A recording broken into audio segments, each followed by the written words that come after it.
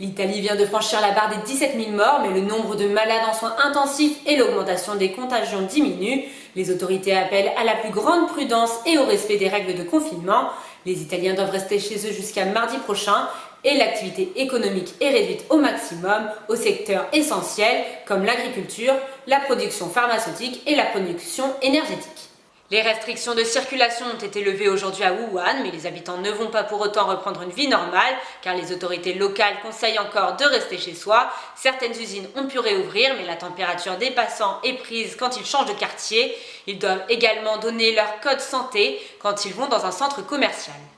Plusieurs déclarations ont été faites aujourd'hui par le gouvernement. Il faudra désormais une attestation pour pouvoir rentrer sur le territoire, comme l'a annoncé le ministre de l'Intérieur. Édouard Philippe a pris la parole devant l'Assemblée nationale pour rappeler que l'heure n'était pas encore au déconfinement.